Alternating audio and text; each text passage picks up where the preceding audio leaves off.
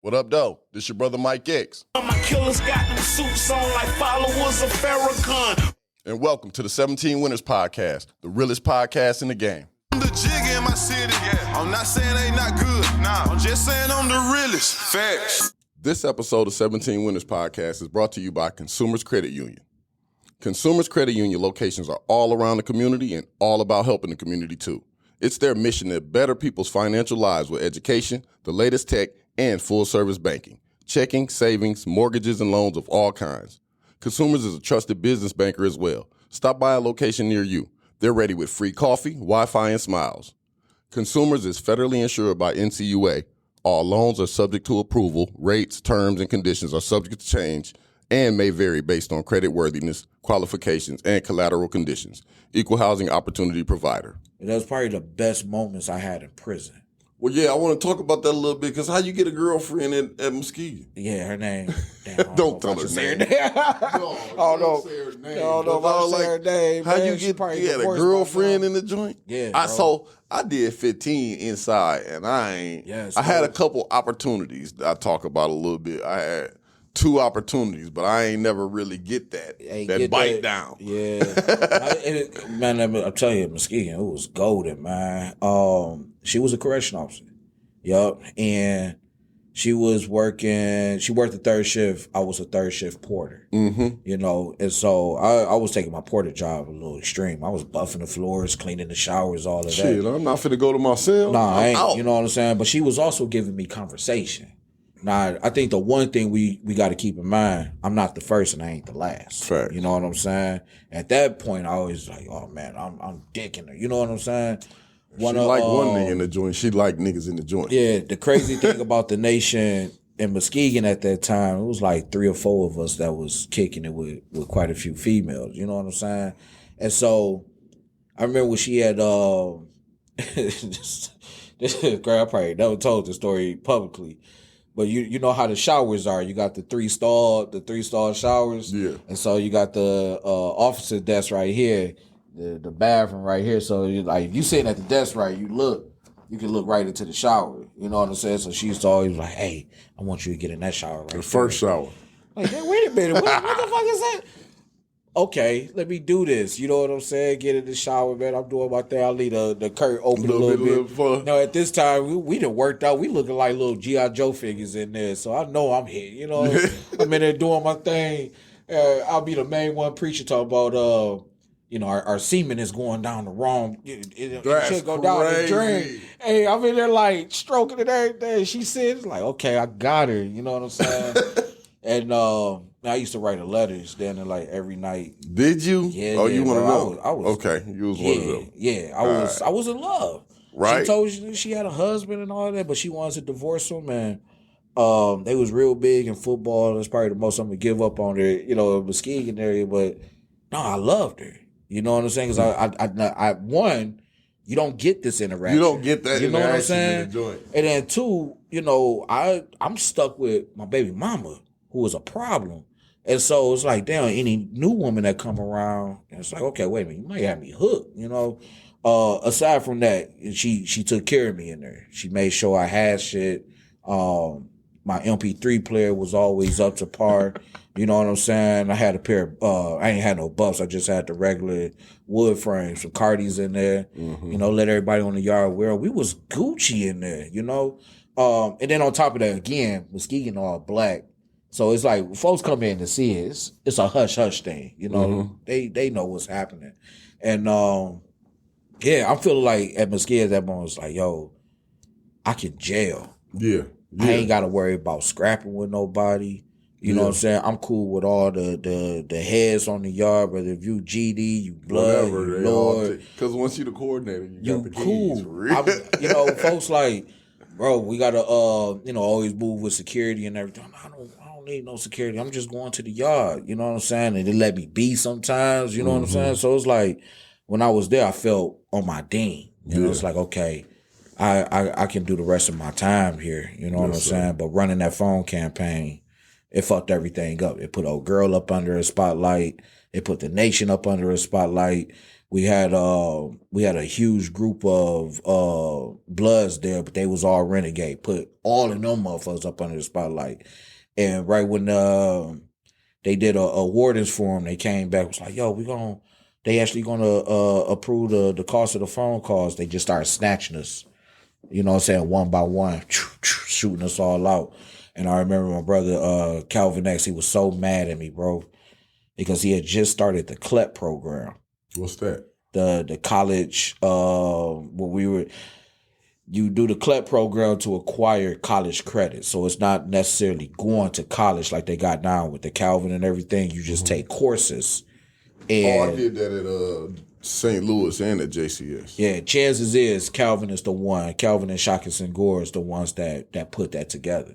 So Calvin used to always tell me, man, when you get out, go look for Shaka. Go look for Shaka. I ain't know who the hell Shaka was. Really? You know what I'm saying? But he used to always drilled it in my head because he was mentoring Shaka.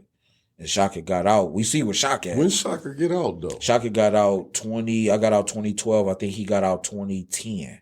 That's what I was saying. I think I was at one of the programs with Shaka. Yep, yeah, he got out a couple. You know, by the time I got out, him and Yusuf, Bunchy Shakur, they was running. And I got right behind. I studied them and everything. I was like, okay, I want to do what Shaka doing. You know what I'm saying? But that it shows the... Shaka, we need you on the podcast, brother. Shaka, get on this podcast, because me and him be DMing and stuff back and forth. And he was supposed to come to Lansing and do something. I told bro, Shaka I need to get in touch with you, brother. You know, Shaka, the brothers, this is another thing I'm going to say about prison, the experience of it. You know, coming out of Muskegon, then I had a few years after that, parole and go home. You know what I'm saying?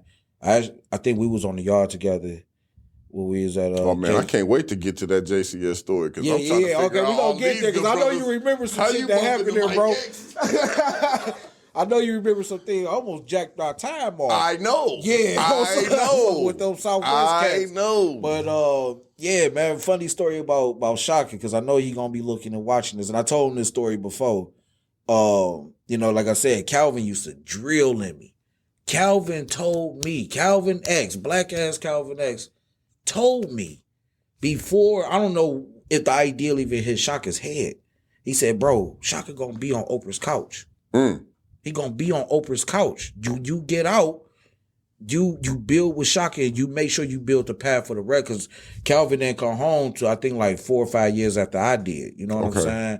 And sure as shit, you know, I didn't even meet Shaka until Calvin came home, but I got pictures of me, Shaka, and Bang down at the down in Lansing at the Capitol or whatever, right? Okay. And we worked on some legislation and all this together. But yeah, that's when we think about this rehabilitation that the system give, it ain't the system, it's us. In our own brokenness, you know, I heard Shaka say this, like, in our own brokenness, we find that moment to unify with each other, to find moments of love, of laughter, right? And, you know, brothers like Roby, Calvin, telling me who to go out and look for. Why? Why should I go out and look for them? Because they paving the way. Yes, sir. How do you know that's what they going to do? Because they developed and mentored the Shaka, the Yusufs to go out there and do that. That's how much faith they had in them to actually get out the penitentiary and do what it is to say they was going to do. You know what I'm saying? So I come home, I meet Shaka. I tell Shaka the story. I'm like, bro, Calvin X, like, that's my brother. Okay, so now I know Calvin wasn't lying. You know what I'm saying? Like, y'all for real locked in, you know? And, you know, I tell him, like, dog, you know, Calvin X was my, that was the first dude that swung on me because I farted in public. And I never, like, you know, we was walking to service. It was early in the morning. I was fart. And he, man, it's disrespectful and swung on me. I'm like, what the what's up, man? And, you know, he starts to go into this realm of, like, how men should be around men. You know what I'm saying? You don't it's invite nothing me to about your you ass. farting, but come on, bro. Yes, you know sir. what I'm saying? Be a Yes, man. sir. You going to service right now. Yes, like, sir. You know, This is a time and place for everything. And Kelvin could have been on my head about go knock that white boy out and take his bag. You know, but these guys was on my head about doing the right character. You the way you carry yourself. You know? Yeah. Like, damn, y'all really care. They do. You know what I'm saying? But that's where the rehabilitation, this mindset come. Other guys has been on the yard with us. Sir. You know what I mean? So yes, yeah. Sir. Yeah. So yeah, damn, how you all of these good brothers, right? this culmination of good brothers. Then you bump into Mike X ass.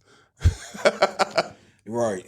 So we bump into each other, right? Now I ain't saying that to say brother Mike X wasn't a good brother, right? But man, I was not on my dean when I met you. No, you wasn't. You was the big blood brother. Hey, that's what people listen. That's crazy as hell that you said that, because my man said I was at some other joint and he came after me, and they was like, "You talking about the blood brother?" Right. I'm like, bro, I ain't no damn blood. Why do y'all call me a blood? But I forgot that, like, how much I listened to, like, Lil Wayne and shit and be rapping the music. Right. And then red always been my favorite color since a kid. So the fact that had been associated with me, it was like I'm the big blood, but I died so much. Because I always connected to the young people, right? Yep. And for some reason, well, I know what the reason was. We had a big influx of like bloods over like my last 5 years in the joint. From like 2009. It was like blood crazy. Yep. So I guess because of the way that I related to the youth, it kind of felt like I was a blood. I was with them, like, right? Because I always looked at it like, shit, I'm whatever you are. Right. I don't care nothing about your affiliation. Right. I just want to touch you where you are. Yep. And I found a way to get to the youth. My way to get to the youth in the penitentiary was through music. So I guess my story, a little bit of my connection to the Nation of Islam and how I got to where I was, where I wasn't on my dean as much, right? Because I guess it depends on who you ask, whether I was on my dean or not.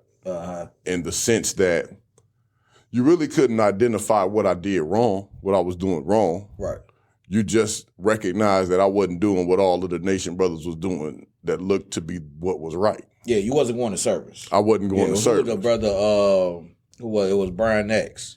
Was the coordinator at that time. Yeah, Brian doing good right now with the photography. That's my brother. My damn nerve. That's my brother. I remember when I got to the yard, I met Sherrod. Sherrod X, yeah, that was my baby. He was so excited. He like, bro, I heard about you. He go to Brian. He used to be the coordinator at Mesquite. I'm like, bro, why you telling me this? Man, I need to sniff y'all out first. You know see what's going on, yeah. And Brian, man, he pulled me in quick. Slow talking. Bro, you don't get to slip 9. Hey, because you know Brian once you get to the compound, if you don't check in, your ass probably gonna fall off into the wayside. You don't get to slip 9, brother. You know how he talk, man. He always hit his nose. You don't get to slip 9, bro. It's like, damn, bro. So pulled me right in, and I remember meeting you, because I remember, I think Sherrod or Manny, little Manuel, had brought me to you. It was somewhere in there. It was like, yeah, you, Mike X.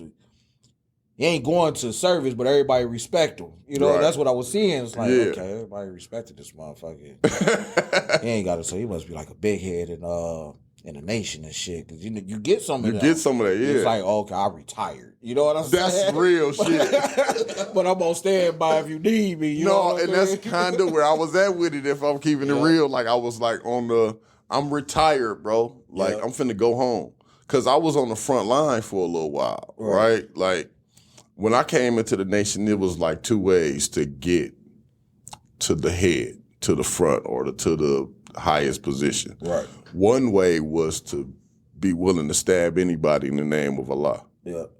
And the other was to be the best apt and able to teach in the event that whoever is the leader has to go. Right. Right. So I automatically knew I didn't want to be the shooter brother. Like, I wasn't going to shoot my way to the top of the nation. Right. So I got sharp.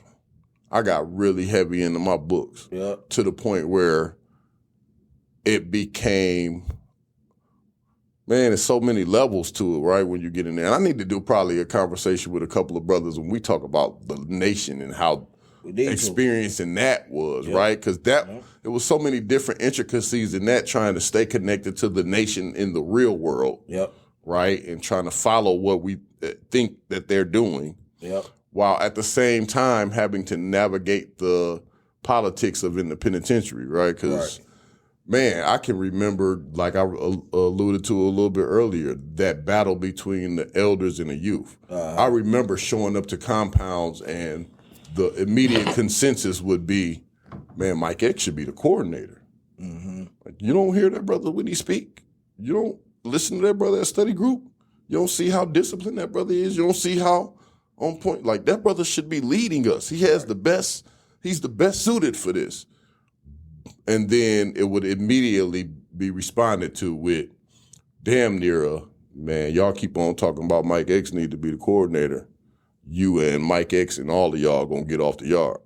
To the point where it would be like a split in the nation. Right. And if it was not a split, they would give me some level of position that was close enough to where, okay, bro, you ain't the coordinator, but you the first. Yeah. Or you ain't the coordinator, you the assistant coordinator. Right. Or you ain't the coordinator, you the chief aide.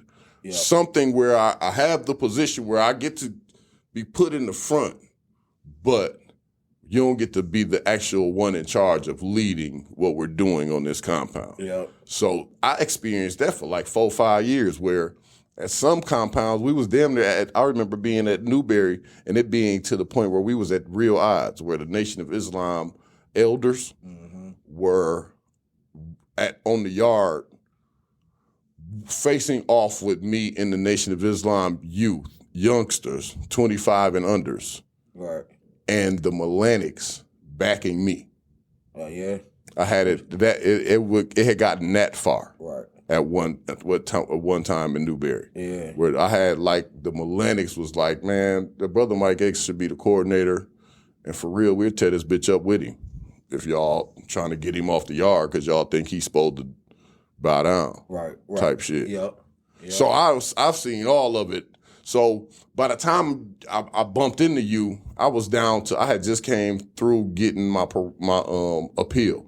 Yeah. So I had just got resentenced to 15 years. I originally had 16 years. I had just got resentenced to 15 years, which was 3 years to my release date. Right. So I was retired. Yeah. In the sense cool. that Yep. I'm cool on. Yep. You was at the go home prison. Like, Yeah, I'm chilling. Yeah.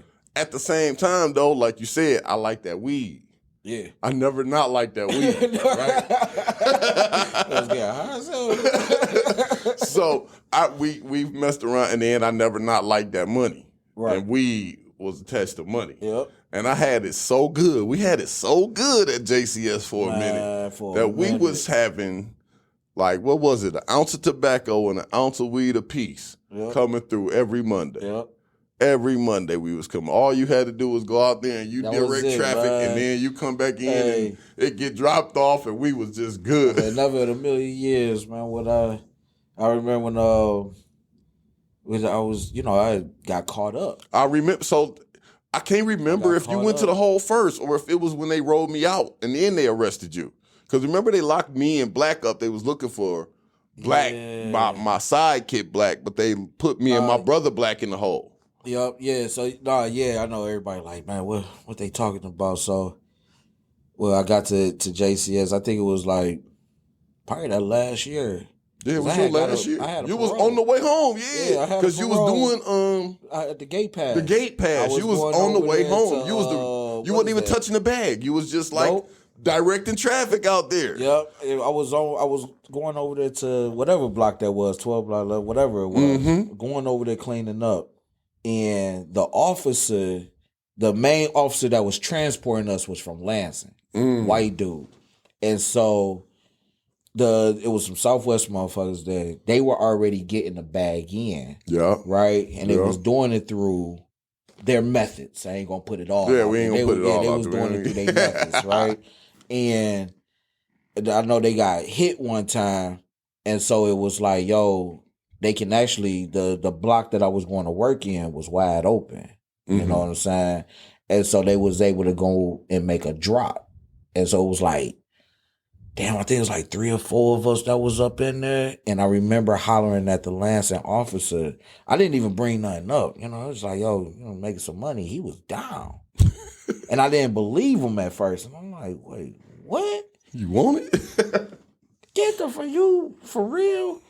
And yeah, man, they put me up on game, and that's all I had to do was just direct traffic. And each time it was like, here's this bundle that was coming to her. I was breaking shit off to y'all. Yeah, because I don't even remember how I got in. I found a way in. I don't know if it was my people that had to go drop the weed off or if I had. It was one of the I got in one way, Yep. and it was. That's how my guy. One of my guys was from Southwest Detroit, the Chaldean guy. Yep. That's what it was. Yep. And we was me and him was partners.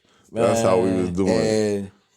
Man, I'm talking about, man, with so much weed coming through. I'll be telling folks nobody can really understand the story. How much weed it is, But it was like, yo, well, we had the weed, the tobacco. I was like, yo, the first time I drunk Patron was at JCS. That's crazy. You know what I'm saying? That's the first time I crazy. ever heard of Kush. That's when Kush started hitting. That's when like, the weed was so loud. It was man. like, dog, you can't hide this shit. Hey, Remember we was looking for regular weed? Like, don't nobody sell regular weed out there? Nobody sell regular All weed. they sell is this loud ass shit. We rolling up with the toilet paper the wrap, toilet paper, the brown toilet paper, you put a little bit of that coffee on it so it get roll up and get sticky. It's kind of like what a Capone is out here now. What a Capone would be. Yeah. I was bringing, just doing it. Man. And one of the Southwest that's what happened. I guys- went to the hole and they got rid of me. They rolled me out. So they actually had everybody under investigation. This is what I come to find out, right? They had everybody under investigation. They hit the Southwest folks first. And when they hit them, they came back and they removed me from gate pass. I remember I was still there, but I had just me. got out the hole. They put me in the hole for like a few days, let me back out. Yeah. Before they rolled me out. When they came back, they fired me, then they called me up to the control center. So when I'm going up, one of the Southwest dudes is actually in a holding cell at the control center at JCS. Remember, the holding cell was right there at the door. And so he like, bro, walk slow, walk slow. So I started walking slow, and he like, dog, we got caught. Whoa, state police been investigating. You should be all right. Don't say shit. And I'm like, shit, man. I got a parole. You know what I'm saying? So now, like, the reality is kicking in. Like, why am I doing this stupid shit? Yeah. So I go in, they talk to me, and once I realize, like, y'all just got me for investigation. Y'all don't really know shit. They gave me a drug test, and somehow I passed. I fucking passed, bro. All praise. I said, what the fuck? So when I passed, and they got to going on, I said, man, you know what? I'm leaving. Because they got to talk about they can flop me and hit me with a new charge. Nigga, no, you can't. They raided the whole cell. Nothing. The whole block got raided. They brought the dogs in. We had nothing. Fuck that job. Make me a porter. I don't need to go out here on the gate no more. And I seen that shit. I was like, yo. And I remember Cass was coming back.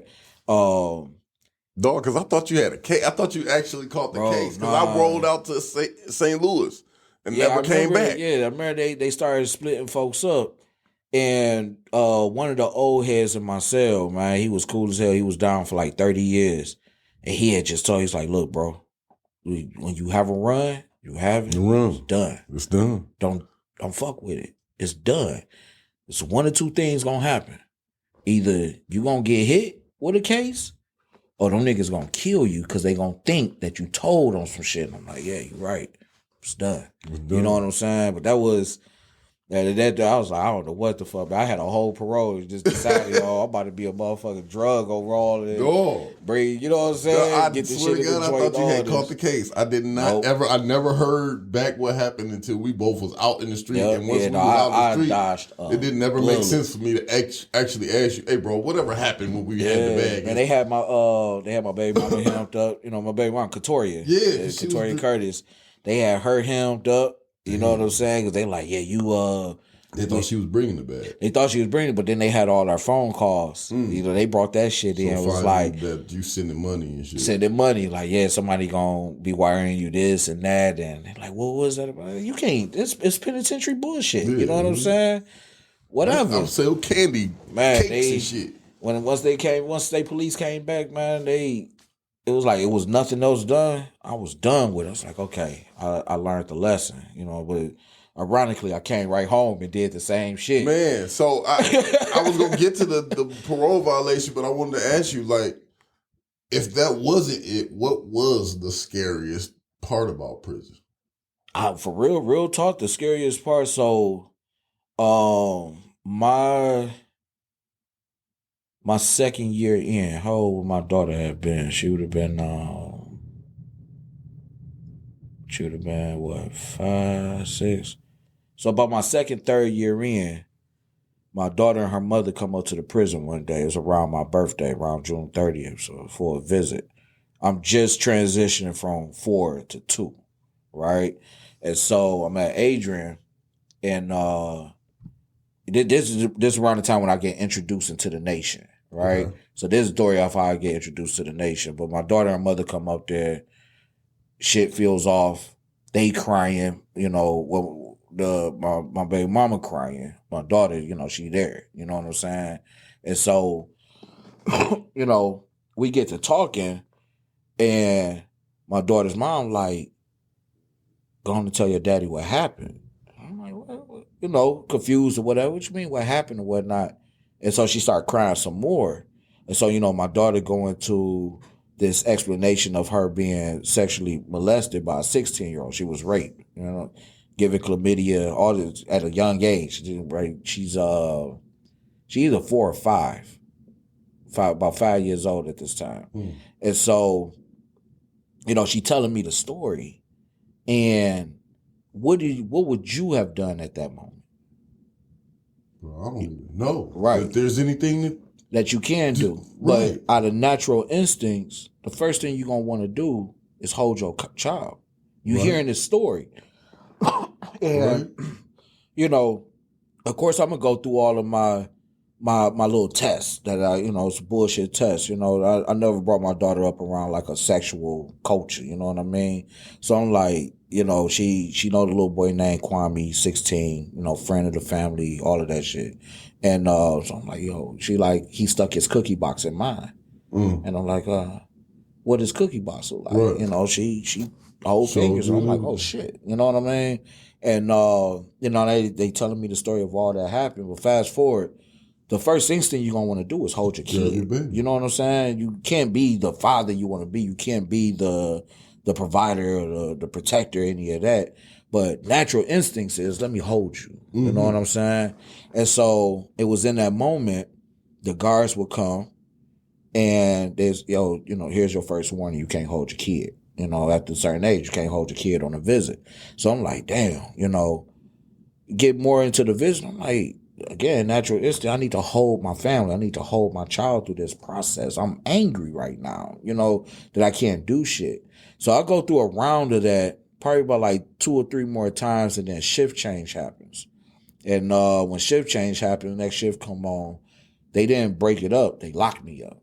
You know what I'm saying? Handcuffed me right in front of my daughter because they kept warning me and warning me and warning me. So they handcuffed me, throw the cuffs on. And now they're going to take me to the administrative segregation. So just a holding cell up in the control center and shit. I think Adrian actually had a hole that they can hold you in more than, I think they give you until 14 days, 2 weeks that you can be in the holding cells before they got to move you to the actual hold. And so I'm in a holding cell, you know what I'm saying? And I'm in there for a grip. You know, I'm damn near like past my 2 weeks. And, you know, they come and they holler at me about the whole situation. They want to strip me away from my visitation rights. They want to hit me with a bullshit ass ticket of, I forget what the code was, but, you know, holding your kids, all of that bullshit. And so I explained to the officer what happened, you know what I'm saying? White dude. And he actually felt me. He was like, damn, you know, we ain't going to push this through. He let you go back on the yard. You know what I mean? That was the scariest. And the reason I done been in some fights.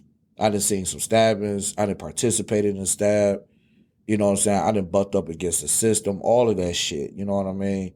But when your rights is terminated in front of your kid, and then you can't respond. Like I couldn't do shit. You couldn't even call it to say, baby, I'm all right. Right, none of that. You know, I don't know how they left out. All of that shit. You know, because when they handcuff you, you leave first. Exactly. And then they need the family there. You know what I'm saying? And so and then they do it right there in the visiting room. So it wasn't like, hey, let me holler at you out here. It was, no, they came in, booted and suited.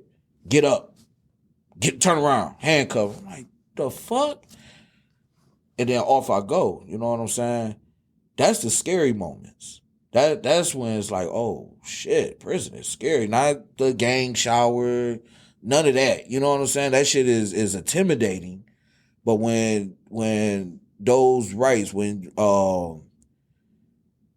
you're taken away from your family in that sense, and you lead them to see something, that's the scary shit. Yeah. You know what I'm saying? When I was at Pugsley, you know, the drive from Detroit to Pugsley is shit. It's right outside Traverse City, so that's like a 5-6 hour drive. And when you know that your family on this road in the wintertime coming to see you, and you sitting there, you waiting and waiting and waiting, never to get the visit.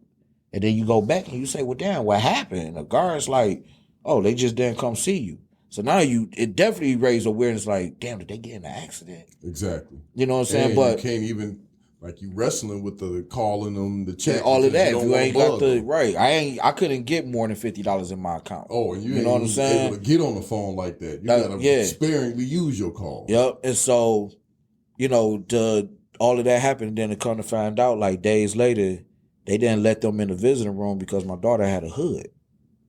You get what I'm saying? Like, that's a scary, you people way up north. And you gotta sleep through that. Yeah, this is a time, you know, we didn't have the fancy type cell phone. We had the Nextel, the chirps, and all that bullshit. So this whole idea of, let me go try to call my, you know, if the money ain't there, if they phone ain't able to pick that shit up, you just gotta kind of wait it out. You know what I'm saying? So it's like, those become the scary moments. And then it does something to your mind. You be like, well, I don't want you to come see me no more. Yeah, the fuck I actually do. I do, but I don't. Yeah, the 'Cause safeness I can't of handle it. the process. That shit. You I know what can't I'm handle saying? watching you leave. Those the real scary moments. You know, I don't know how many other cats is gonna come out and say that. You know what I'm saying? Other scary moments is you know, I went in prison in a whole committed relationship.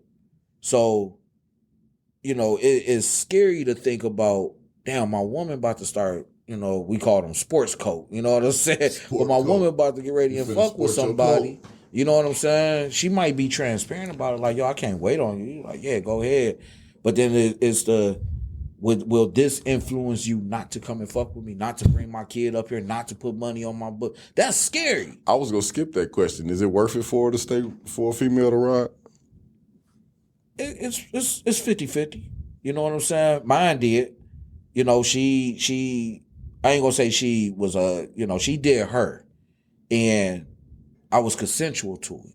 You know, you got also, like, my daughter's mother, she one of Lansing known strippers, all of this shit. You know what I'm saying? So I knew what her lifestyle was before I went in. You know what I mean? And one of the things I always preached to her when I first went in was like, yo, I'm not holding a gun up to your head to do this time with me. You know, like, go live your life.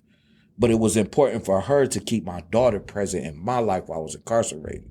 You know, so, but she came through, she told me, like, yo, I want to do this with, what can I do? But sit here and make believe that it's not happening. You know what I'm saying? Yes, sir. To make believe that this is not going to, come on, now I'm down there jacking off every day in prison. You don't think she won't go home and Do her thing? Yeah, do her thing with something real. You know what I'm saying? So I'm like, okay, cool. You know what I'm saying? But it becomes a scary moment when you, like, that was my only line of support. My mother supported me. She only came and visited me twice. When I first went in and just before I came out. And that's what she stood on. So I'm not about to play penitentiary with you.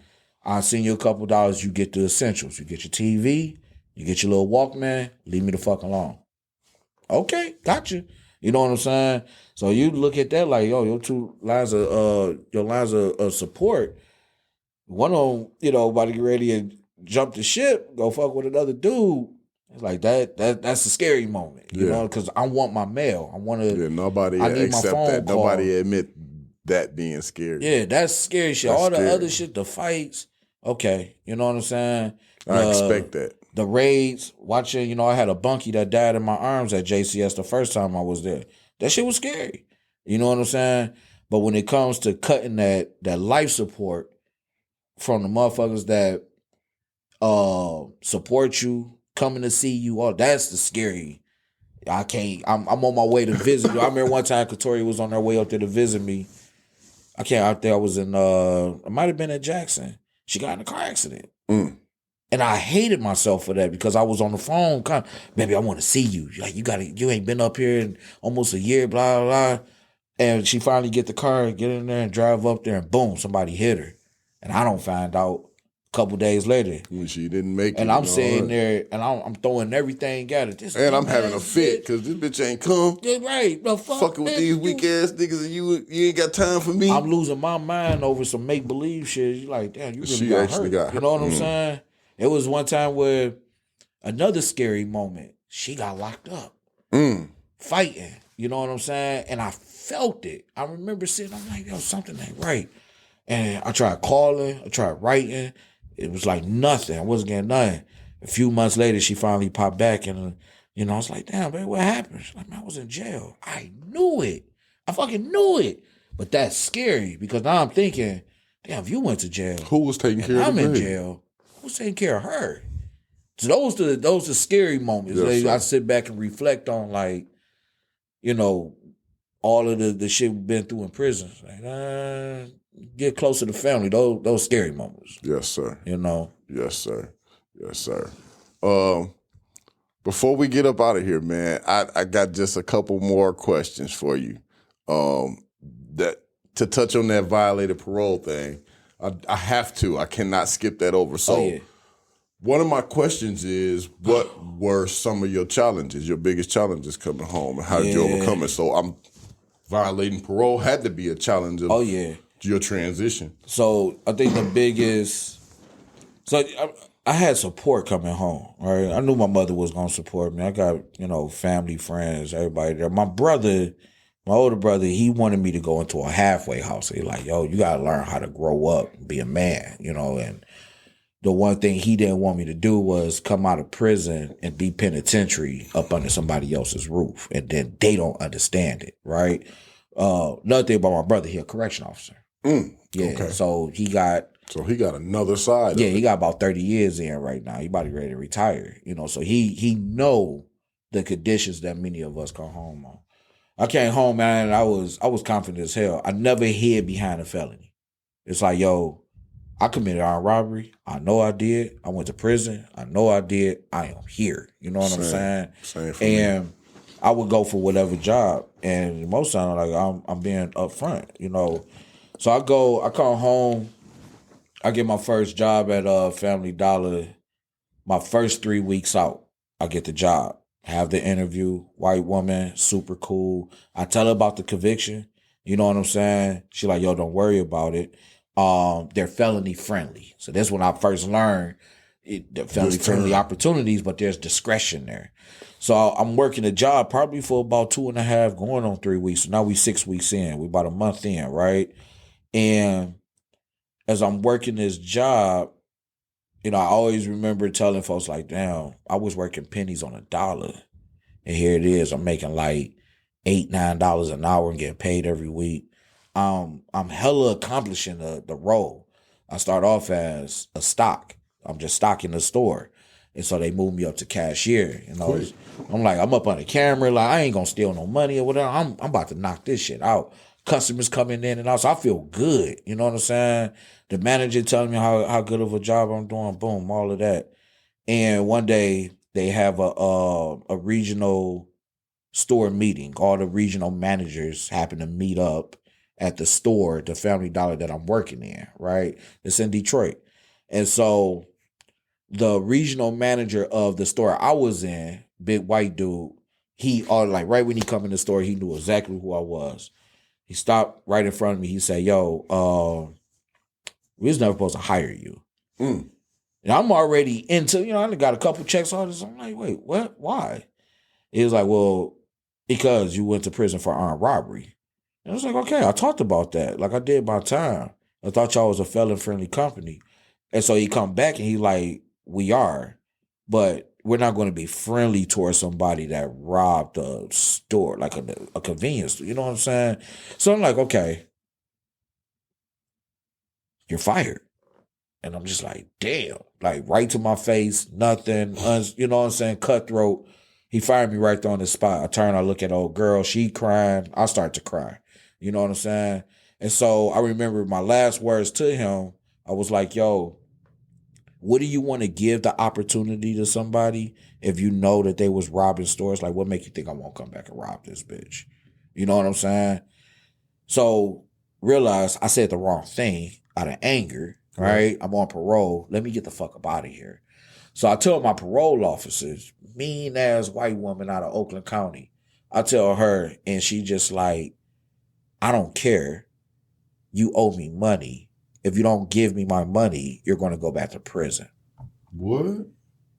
Are you going to help me get a job?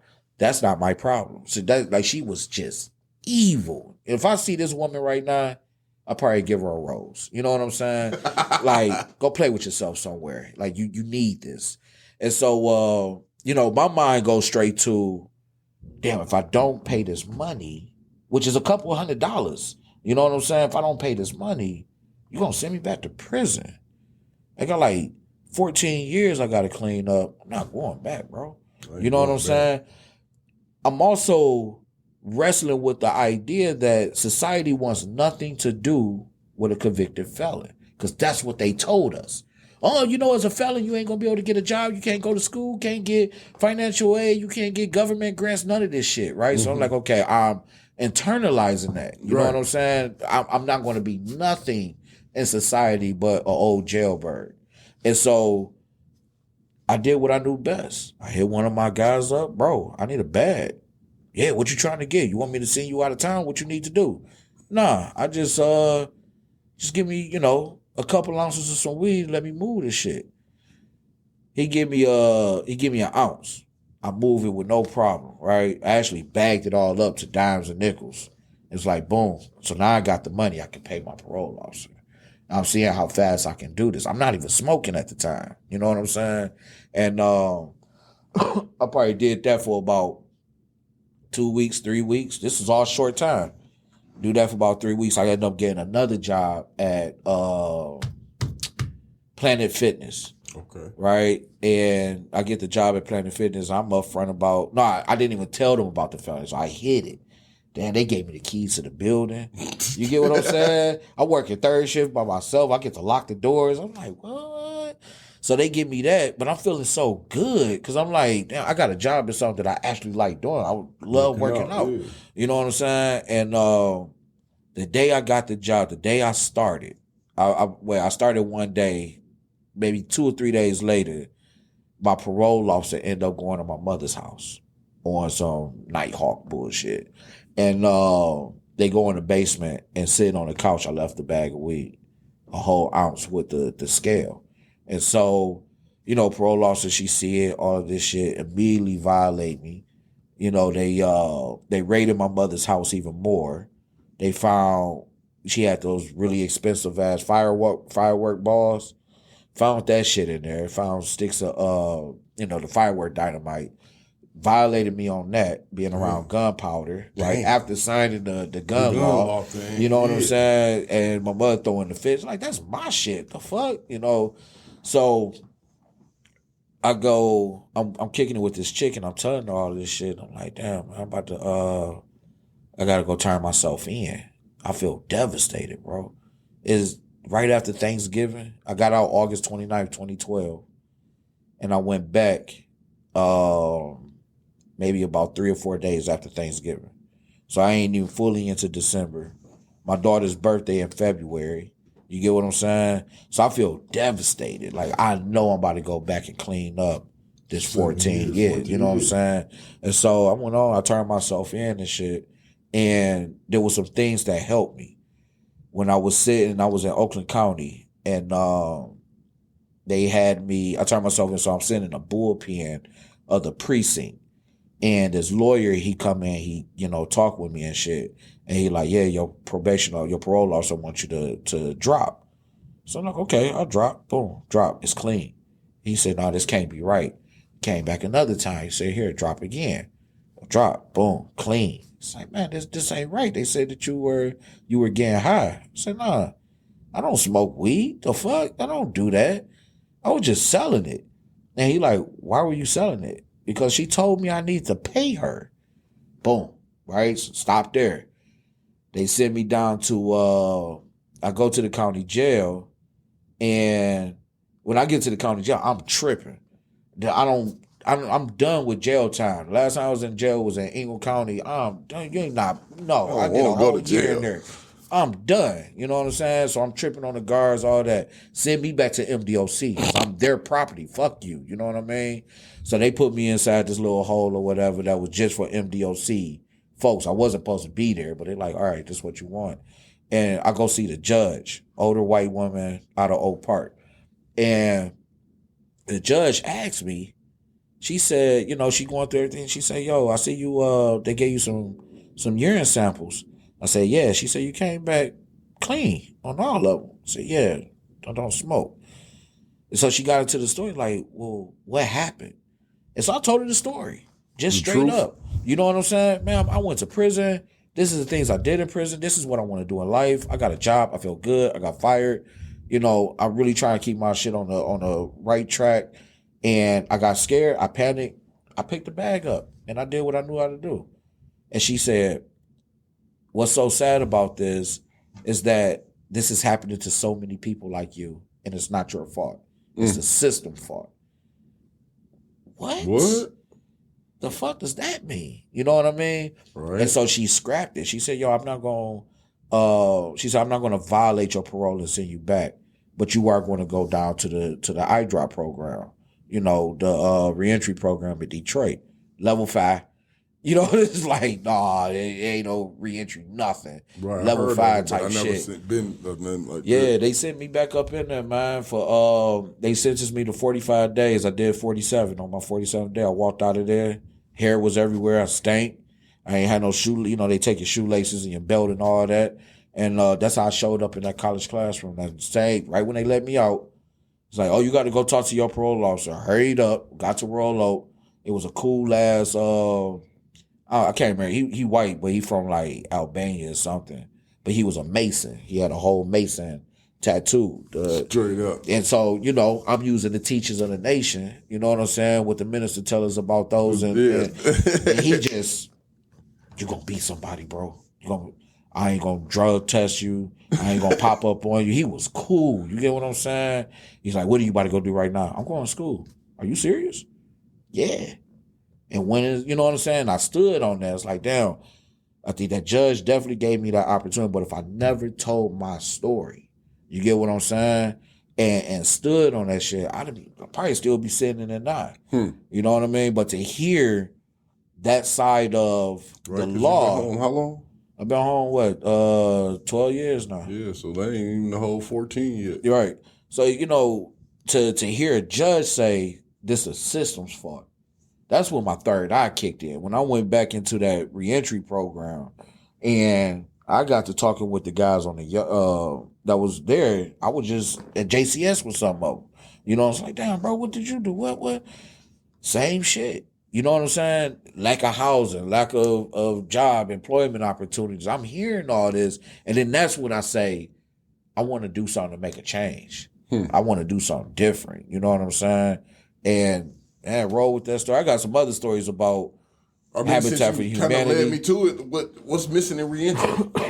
What's missing in reentry? Yeah. How can more people be helped when it comes to that transition? Yeah. Because you literally walked me right into the question. Yeah. I think when we talk about reentry, it has to be introduced way earlier. If we know I'm about to sentence you to 15 years, then there should be an entry process. You get what I'm saying? There should be a process where you're sitting down with a group and they're actually gearing you up to walk through a prison sentence. You're not, you got to protect yourself, or you too short, or light-skinned dudes, none of that, right? What are the first 5 years? What competencies do you want to have accomplished? Right, you know what I'm saying? Where do you want to be in these 5 years? Or where should you be in these first 5 years? And how can you also still develop yourself outside of these walls? With family, with friends, with community, all of that. And so by the time we get ready and come home, the reentry now is just I look at a lot of reentry programs as it's bullshit because it's this idea of let me teach somebody how to fill out a resume, how to cook their food, how to fold their clothes, right? And then you got to go get a job. Like that's not reentry. You know what I'm saying? Reentry needs more like that. That's a great survival toolkit. But if we're not toying around with the mentality of a person after leaving out of these conditions, telling me to go get a job, I'm going to go get the job. But the moment boss snap at me, I'm liable to kill everybody in this bitch. He's going to probably learn the hard way not to snap at me. In my first couple of years, now in this work, I was getting a lot of employers that was calling like, yo, we're hiring felons, but we can't deal with their attitudes. That's not the job fault. And that's also not the returning person's fault. You get what I'm saying? That's a system thing. The system is not, they know exactly what the fuck they're doing and it's working perfectly, right? Yes, I can put you in this environment. I can make you so fucked up in the head that nobody is going to want to deal with you once you're outside of this environment. So they'll usher you right back in. Yeah, it just recycle you right back in, right? They know that shit for a fact. And they slowly stripped it all away from us. I listened to some of the guys. They were like, yeah, when I came in, there was you had RSAT. RSAT was the snitch program. So in order for me to get rehabilitated, I have to learn how to tell on you. Right. Make this shit make sense. My integrity that I already have. And then you got, majority of the self-help programs was ran by us. Right, and then you got the one program that was like a little bit more prestigious. If you wasn't really in that in crew, that was the one that all of y'all with. Rick Speck was in CFL, right? I always looked at CFL as like, oh, this is a prestigious group of motherfuckers. Oh, you didn't do CFL? Nope, bro. I thought you did CFL. Nope, I was like this close, and they never let me in the door. Everybody that I networked with was in CFL. Yeah. I got all the CFL credentials. They just never let me do CFL shit. I wanted to be part of the conflict resolution, all of that. You know what I'm saying? But for some odd reason, I just could never get my foot 100% in the door. So I was like, okay, this is a prestige group of guys. I always imagine y'all been down a long time. Y'all been around some shit. You know what I'm saying? They ain't had time for a motherfucker coming through the bubble 5, 7 years, 10 years. You know what I'm saying? So I always looked at it like that. That's kind of how it was, except for like there was like a class for y'all. Right. And then what we were doing was like that prestigious. Yeah, everybody around me, Brian X, CFL, everybody that was around me was in CFL. You know what I'm saying? But they stripped all these things from us. And now it's survival at its best. I always talk about the assault offenders program and them making us go through Cage of Rage. And they were like, well, you took these programs, so you should know how to deal with your attitude. Man, after the program, after we closed this book for an hour, I still got to go back on the yard to survive. And not only that, my violence ain't got nothing to do with rage. I'm not just around this bitch angry. Right. I'm like committing violence as a retaliation or as a response to something that I believe these is all core values. This ain't got shit to do with being mad. So I ain't mad at all. With reentry, it needs to take a step further. Mm-hmm. And it needs to get into the psychology of the individual. I like this idea that we're toying with now with peer-led reentry, right? Because, when I came home, there wasn't us. There weren't formerly incarcerated leaders. Mm-hmm. You know what I'm saying? And people like you helped form this landscape that gave me the career that I had. Right. Folks like Shaka and Yusuf, but a lot of the reentry was led by churches. Mm-hmm. You know what I'm saying? If it wasn't a church, it was it was just a very care, a person with a lot of care, a white woman. It's like, wait, I can't relate to this. You know what I mean? And so now this idea, Glenn Martin said it best, those closest to the problem, closest to the solution, but furthest from resources and power. Once that ideal is birthed, then you start to see peer-led reentry. It's like, oh, formerly incarcerated folks are actually leading reentry efforts for formerly incarcerated folks. Mm-hmm. Duh. right? Like that's how it should have always been. Mm-hmm. This whole idea that I can just be fixed with a resume and a job, that's not ain't cutting reality. it. Yeah. You know what I mean? I need to get through the trauma first. I'm gonna get a job. If money on you, gonna get you a job, or you gonna find some means or ways. If I couldn't get the job, money. I was just gonna go down to the plasma bank and get my $40 to $60. You know what I'm saying? But if we're not dealing with this, you gonna constantly, and we see it. How many brothers that came home and snapped, and now they right back? You know what I'm saying? Like, damn, why he do that? Why he snatch that dude up like that? Why he snatch your girl up like that? Because we ain't dealing with the mentality after somebody come home, and we talking about reentry. You know what I mean? So I think that's one. And also, I think another thing that's missing from reentry is it needs to have a power building component. This is the largest. I don't want to bring politics too much into it, but formerly incarcerated, felony convicted folks is the largest voting bloc in the world, right? And to know if the majority of us is coming home and we're failing parole stipulations, it's enough of us to go up against Congress or to go up against the House or to go up against the Department of Corrections to change the parole stipulations.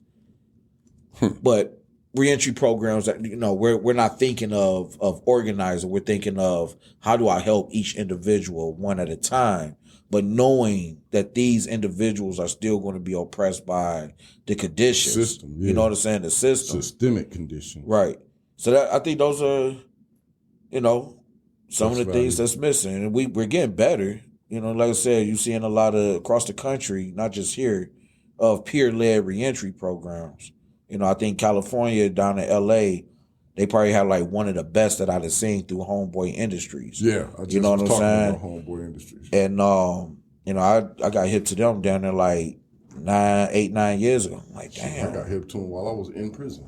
Yeah. I seen a documentary on it while I was in prison. Yeah, and I was like, that's dope as hell. Yeah. I envisioned something like that for my own program in Lansing. Yeah. This is what I'm trying to build in the next, future years.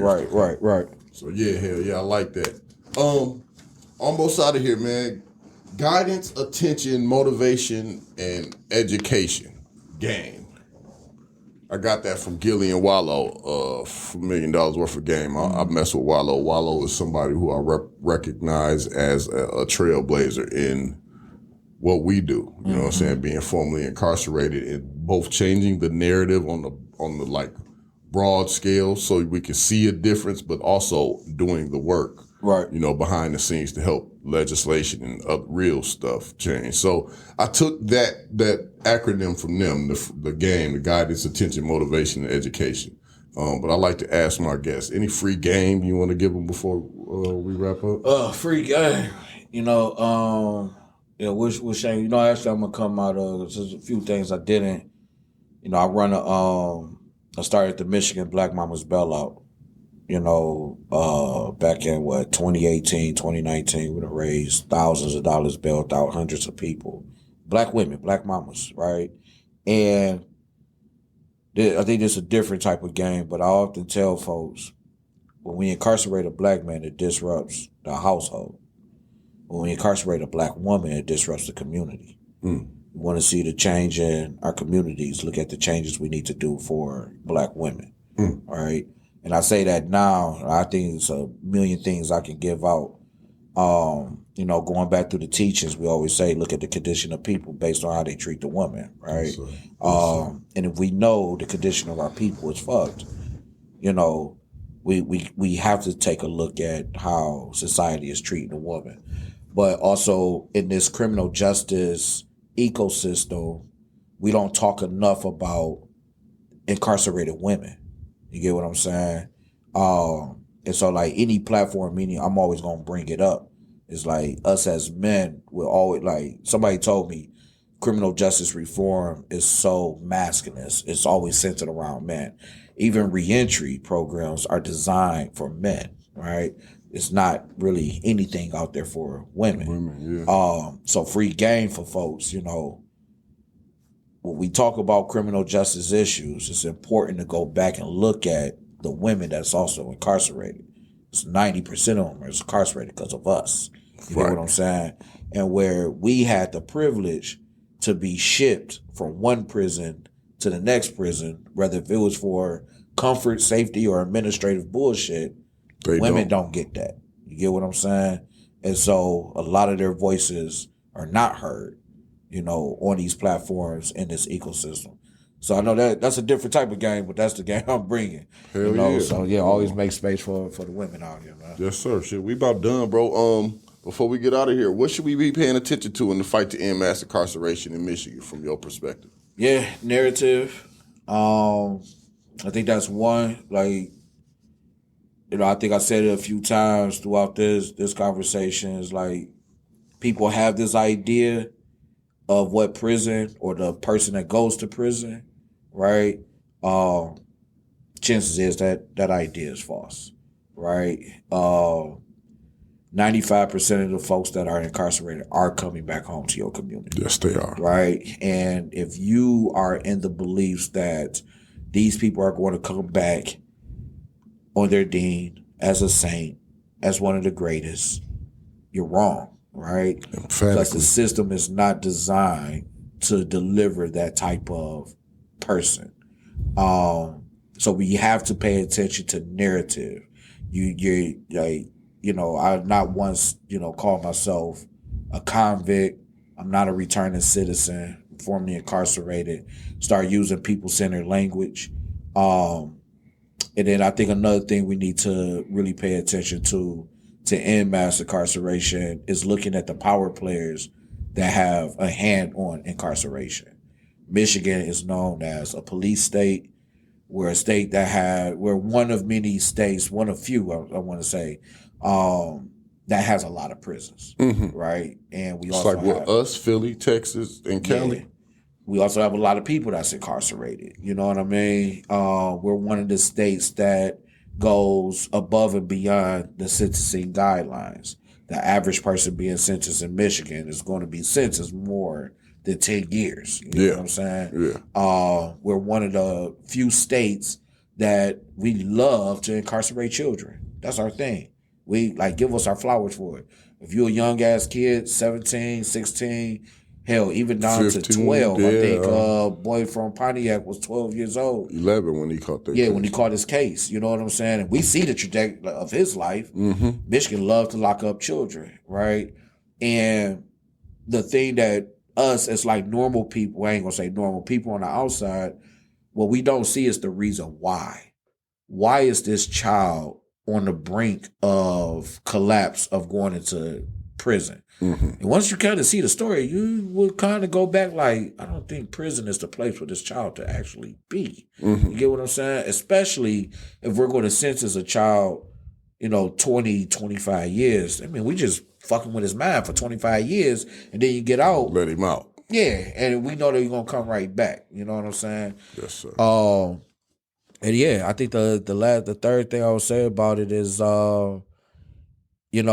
just right here in Detroit, roughly between 5,000 to 7,000 people is returning home every single year. So you do the math. In 10 years, since I've been on 12, how many people have gone home? There's a very high chance that your next door neighbor is a formerly incarcerated person. You get what I'm saying? And so when we looking at laws that strip us away from being, a working class citizen, I think you probably throw a rock down the street and hit about 4 or 5 formerly incarcerated folks. You didn't know they'd been in prison. Right. You probably think, oh man, these people are very good. They take care of their kids, things like that. But we need to really be paying attention to the laws and policies that are put in place that strip folks away from being able to live a successful and productive life. Housing, employment, education, government assistance and support, right? It's so many laws being put in place to strip us away from that stuff. And you just got to ask yourself, you strip that away from me, what do you expect? Because I got to feed my family. Got to do something. You know what I'm saying? And if I can't be a stand-up citizen, and I'll be whatever I got to be. That's right. So that's what I leave folks with. Man, I appreciate that, bro. And that was right on time, man. This actually turned out to be a nice long. I don't know if I'm gonna make a 2-part or if I'm gonna just drop this whole thing as one because we got some valuable nuggets in here. But man, I appreciate you sitting down, bro. Oh yeah, I appreciate my listeners for supporting and tuning in. Y'all know what time it is. Free to real. Peace.